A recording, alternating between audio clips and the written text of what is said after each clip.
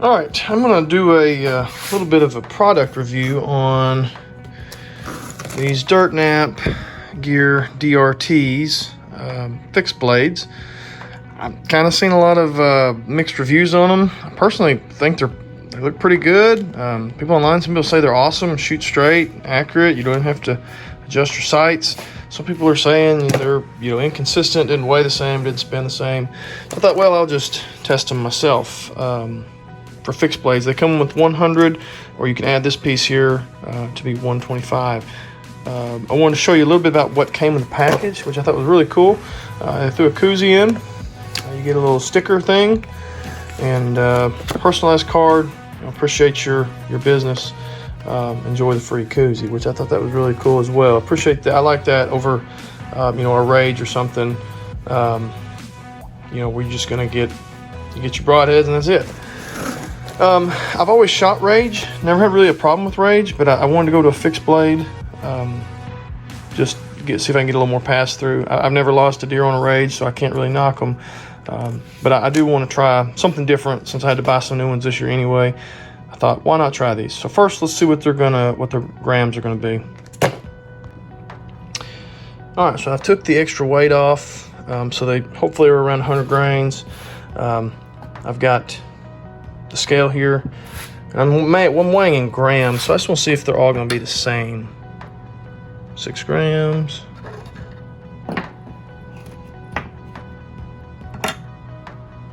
Six grams. 6 grams. So all of these are exactly the same. So again, seen people online saying that they don't weigh the same. They were all different. Not the case with these. I guess you could always get a weird pack, but so far these are all the exact same. As soon as this hurricane blows out here, I'm going to see how they shoot. So far, I'm pretty impressed with them. All right, we're fixing to see how these broadheads perform. Hurricane's gone. We've got 4 cameras down here on the apple. We're going to start with an apple. I'm going to shoot at that yellow dot with my field tip just to make sure it's on, and then I'm going to go with the broadhead to the apple after that. So hopefully I don't hit any of these cameras and cost myself any money. Here's what we're seeing if they fly relatively the same. The main thing is I don't want to adjust my sights. That's kind of a pain. I don't like doing that. So we're going to see if these two fly the same. Got another camera back here, and then we've got the 4 up there. Got 1 on the bow. So we've got a lot of cameras. I'm going to put this remote up, and I'm going to hit this button one time and turn them all on. It's a great feature about the tactacam. I'm going to be back here 20 and 30 yard shooting, and hit the button on my remote, catch all the recording time, all the recording I need, and hopefully we get some good results.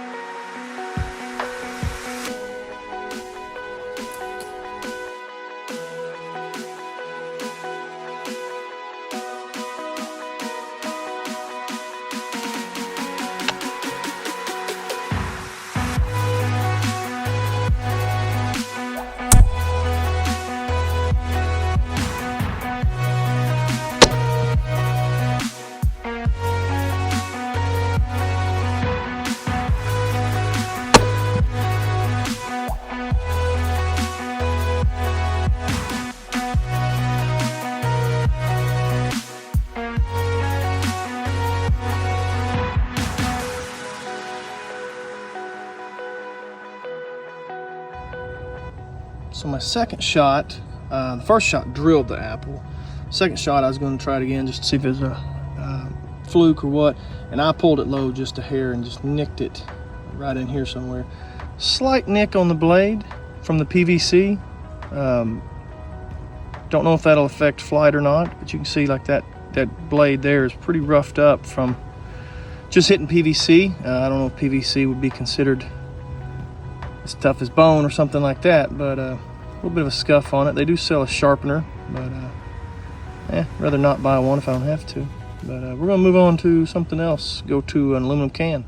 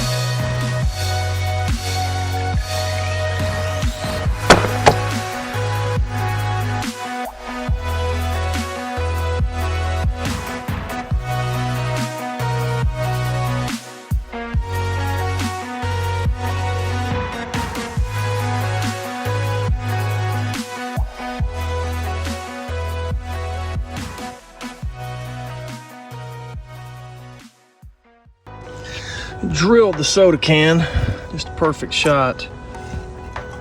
Blew it up, which was pretty cool to see. Not that soda cans are super hard or anything, but great shot. Now I gotta clean all my cameras off and get this wet, sticky arrow out. And got one more thing I want to shoot. All right, my final test, or not really a test, frozen brisket. I say partially frozen. The thin part that you see at the bottom that's kind of folded is started to thaw, but up top it's 70% frozen. So we're gonna go ahead and punch this broadhead through it. I'm not really worried about it going through it. I think it'll do fine. I'm worried about getting it out. If this is frozen like I think it is, I don't know that it's gonna pull out. But so far I've been really impressed with this broadhead. I don't really have anything to aim for, just center mass on this brisket, and we're gonna see what happens, see if it goes through it. Just for funsies, if nothing else.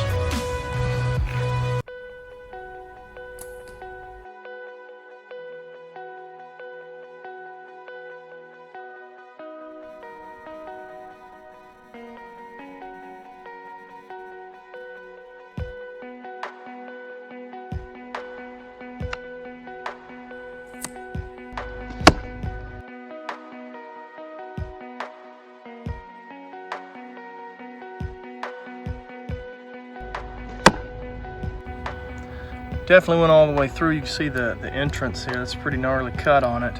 Went all the way through into the back.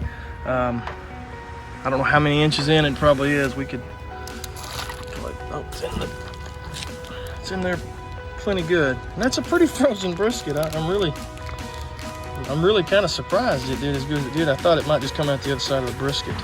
Let me get it out of here. It does feel good to have some shredded meat on your broadheads. That's a pretty good cut. That would definitely bleed out a deer. Pretty good sized cut. You can actually see, I'm impressed with how wide it is, and you can actually see where the bleeder blades cut in here too, so it's not just the two main blades. It didn't damage the blade at all. Got a few nicks just from hitting that PVC pipe. I hadn't really thought about the PVC pipe being an issue, but it did nick it a little bit. I think I could take a file and just hit those with a file and no problem. I mean, I shot it. One complaint people were having, or at least were saying online, is when they were loud in flight. I'm shooting, I think, 65 pounds on a VXR. I didn't think they were loud at all. Nothing I could notice. I'll try to leave the audio in the videos, but I didn't notice them being any louder than a field tip. I wouldn't worry about the noise of them a bit. Maybe if you're shooting 80 yards, maybe you'd hear it a little more, but at 20, not a problem. I may try to back up and shoot a 30-yard shot just one time just to see if we're still pretty accurate at 30. I can't imagine we wouldn't be. All right, with this original broadhead, I backed up to 30 yards, and I think those nicks on the bleeder blade was giving me a little bit of inaccuracy. I noticed I shot twice, both of them were off, so then I went and swapped out for another brand new broadhead with no nicks on it.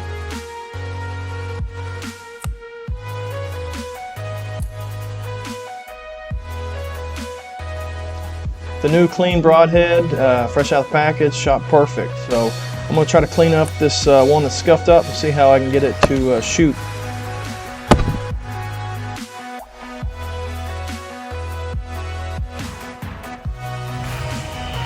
Alright, so this is 30-yard results.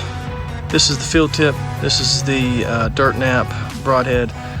For my ability of shooting, I'd say that's about as good as it gets. Alright, final thoughts on these DRT broadheads. I like them. I was a little disappointed in that bleeder blade that got nicked up. You can take these apart. You can see there's a screw there. They have a lifetime warranty, so I may contact them and just see if I can get another bleeder blade. I've also got a file. I'm going to try to hit them with a file and see if that, if I can get it to fly straight. If I can get it to fly straight, and all I got to do is file it once in a while to smooth it out after I hit a deer with it. That won't be the end of the world. I think that's kind of common. Flew great. I swapped out and put that new one on. It flew perfect. They got a little noise at 30 yards. I'm assuming at 40 and 50 they're going to have noise as well. But 20 and 30, which is most of my shots, I thought they did just great. They did harvest this brisket last night, so it's got a brisket under its belt. An open range brisket, not a high fence brisket.